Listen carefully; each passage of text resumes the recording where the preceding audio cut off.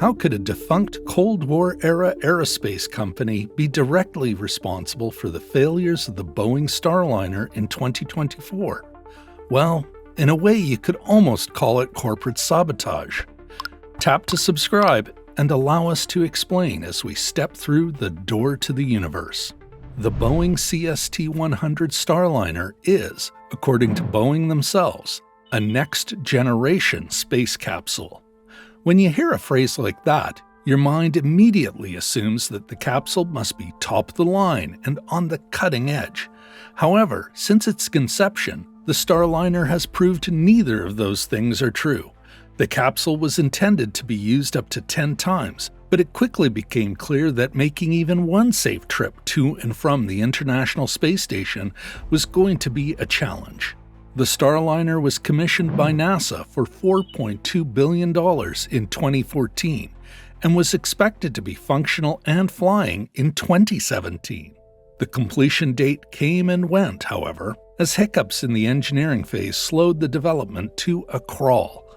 By December of 2019, however, Boeing felt ready for an unmanned orbital test flight. This was deemed a partial failure, as the capsule was able to make the flight to and from orbit, but needed to make a few tweaks and changes before they could confidently send astronauts into space. During both the developmental and testing phases, the aerospace giant continually faced issues with fuel pressure in their thrusters.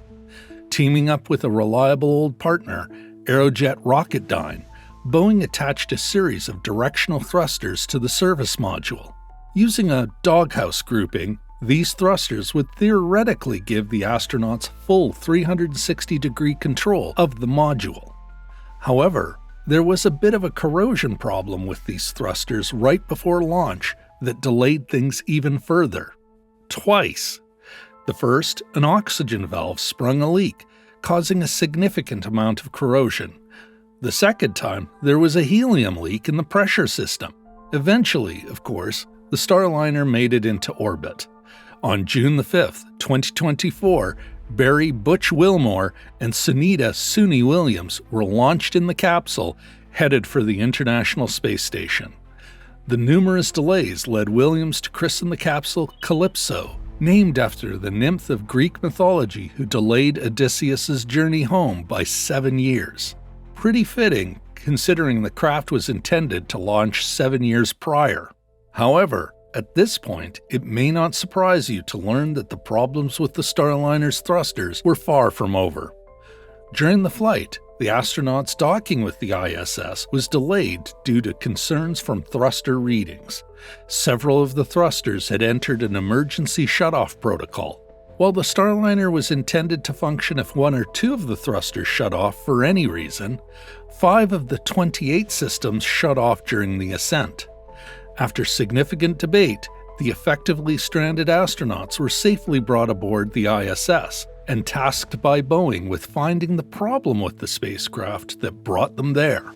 The problem with the thrusters, at least as far as we understand it today, is a small but very important one.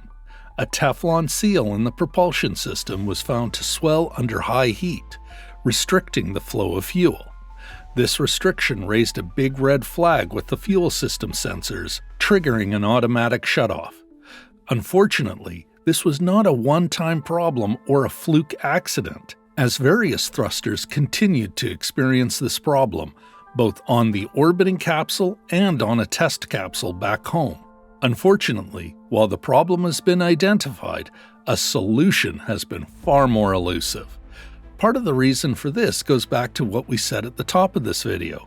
A former competitor of Boeing, McDonnell Douglas.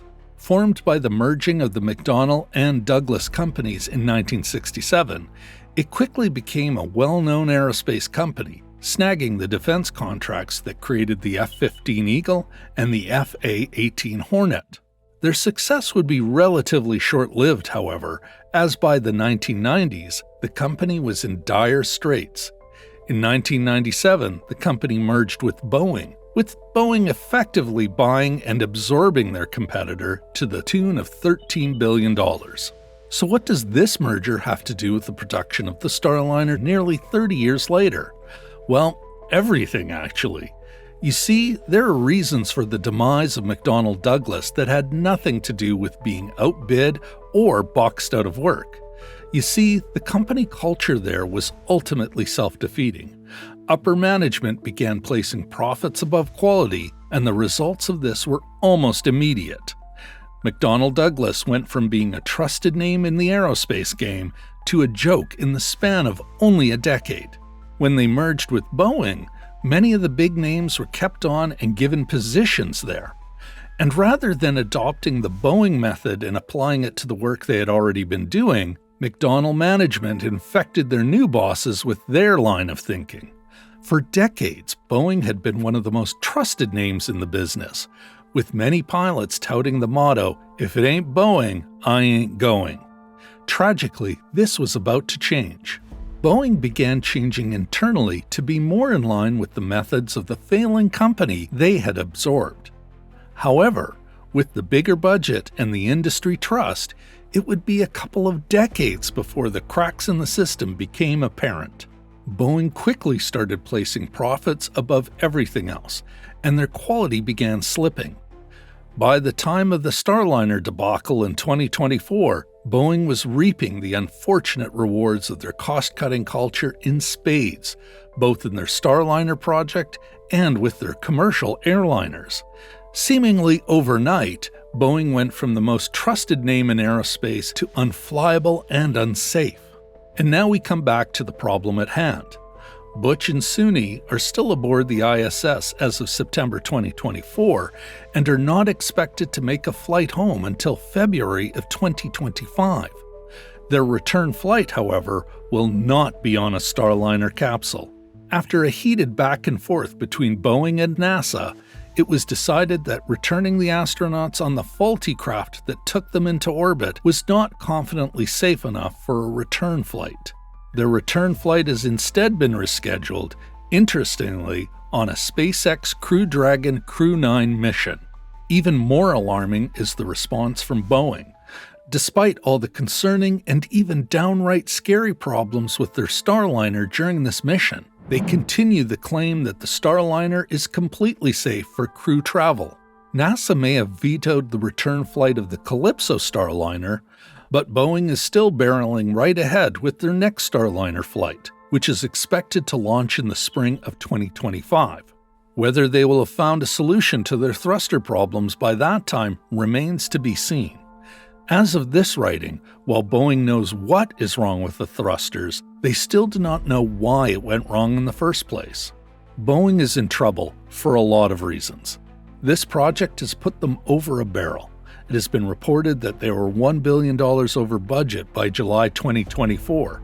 If they back out now, they get none of the $4 billion from the NASA contract, and the entire project will be a massive financial loss. If they press on the way they have been, they run a significant risk of continued or even further failure.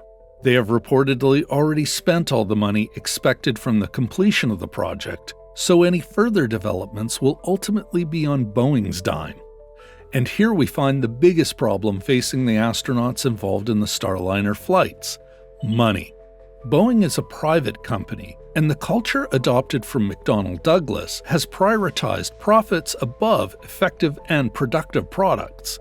At this point, the astronauts are not making Boeing any money, and therefore the company does not see them as an asset anymore. If NASA has not stepped in, Boeing would have sent the 2 astronauts back on the faulty Starliner, disregarding their safety in the name of saving face and minimizing monetary losses. This is a potential problem of the wider privatization of spaceflight. If the lives of the people involved and the success of missions are valued under profits, the potential for disaster, for lack of a better term, skyrockets. So now you know the facts. What do you think Boeing should do? Should they scrap the Starliner line or find a way to fix the problems with its design? Let us know in the comments, and don't forget to drop a like on the video. This has been Door to the Universe. Thank you for watching.